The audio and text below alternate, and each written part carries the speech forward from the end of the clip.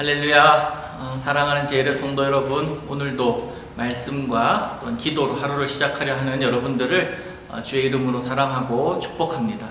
3월 18일 수요일, 오늘 우리에게 주신 하나님 말씀을 함께 보도록 하겠습니다. 요나 1장 11절에서 17절의 말씀입니다. 요나 1장 11절에서 17절의 말씀을 제가 봉독해 드립니다.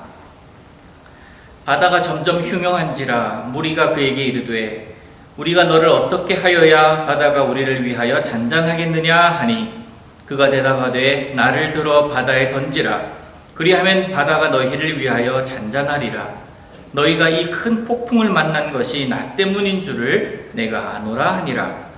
그러나 그 사람들이 힘써 노를 저어 배를 육지로 돌리고자 하다가 바다가 그들을 향하여 점점 더 흉흉함으로 능히 못한지라. 무리가 여호와께 부르짖어 이르되 여호와여 구하고 구하오니 이 사람의 생명 때문에 우리를 멸망시키지 마옵소서. 무죄한 피를 우리에게 돌리지 마옵소서. 주 여호와께서는 주의 뜻대로 행하심이니이다 하고 요나를 들어 바다에 던지매 바다가 뛰노는 것이 곧 그친지라. 그 사람들이 여호와를 크게 두려워하여 여호와께 제물을 드리고 서원을 하였더라. 여호와께서 이미 큰 물고기를 예비하사 요나를 삼키게 하셨으므로 요나가 밤낮 3일을 물고기 뱃속에 있으니라. 아멘. 사도행전 22장에는 사도 바울이 다메섹에서 환상 중에 예수님을 만나는 장면이 나옵니다. 그때 이 사도 바울이 예수님께 한 두 가지 질문이 있습니다. 첫 번째 질문이 주님 누구시니까? 라는 질문이었고, 그리고 또 하나의 질문, 주님 무엇을 하리이까? 라는 질문이었습니다. 어제 우리는 요나가 누구였는지 또 무엇을 해야 하는 사람인지를 생각해 보았습니다. 어제의 여러분의 모습은 누구였으며 또한 무엇으로 살아가는 사람으로 사셨습니까? 오늘 본문은 제비를 뽑아 결국 요나가 그 제비를 뽑힌 이후의 이야기입니다.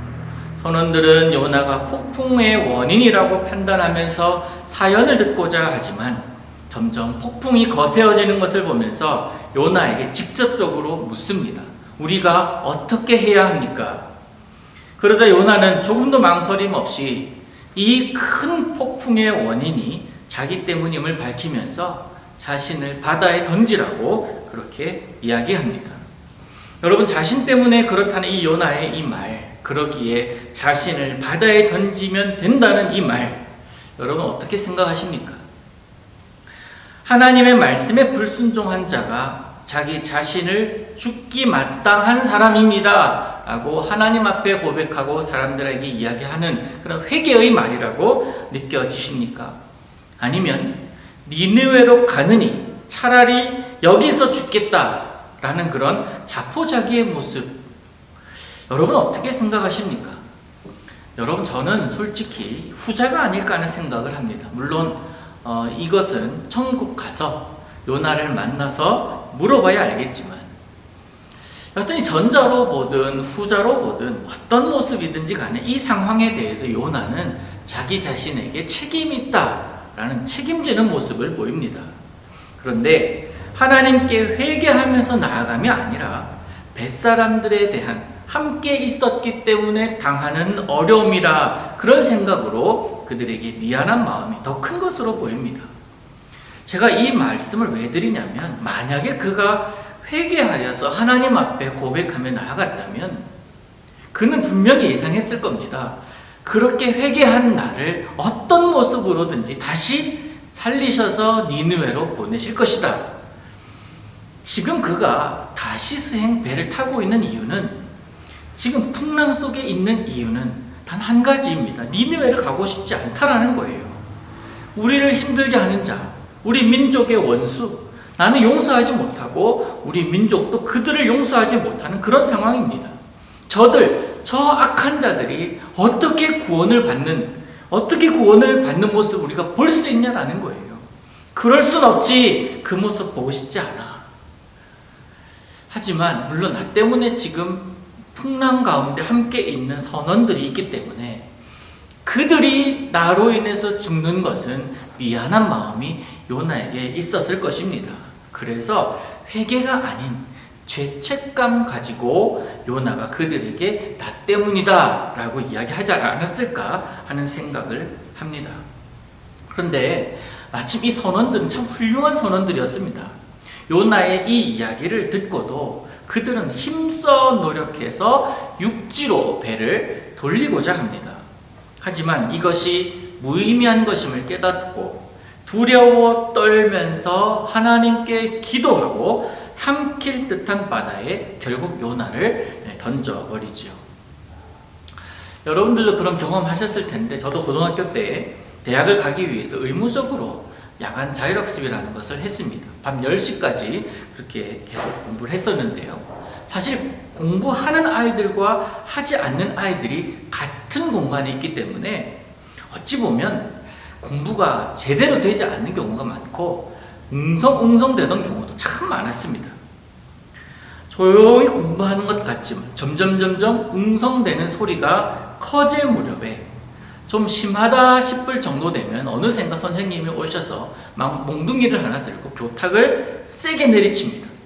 그러면 순간 웅성대던 것이 정적이 이루어진, 이게 바로 지금의 요나가 빠져있는 지중해의 모습이 아닐까. 순간 정적이 그 상황을 덮어버리는 거예요. 요나가 바다에 빠졌습니다. 그 표현을 뭐라고 하냐면 15절을 보니까 바다가 뛰노는 것이 곧 그친지라. 요나가 들어간 곳 어디입니까? 바다이지만, 그러나 그 바다에는 하나님께서 예비하신 큰 물고기가 있어서 요나는 그 물고기 속으로 들어갔습니다.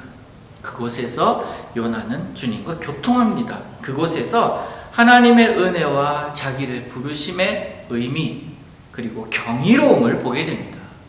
사랑하는 여러분, 여러분이 있는 곳이 하나님이 원하시는 곳입니까?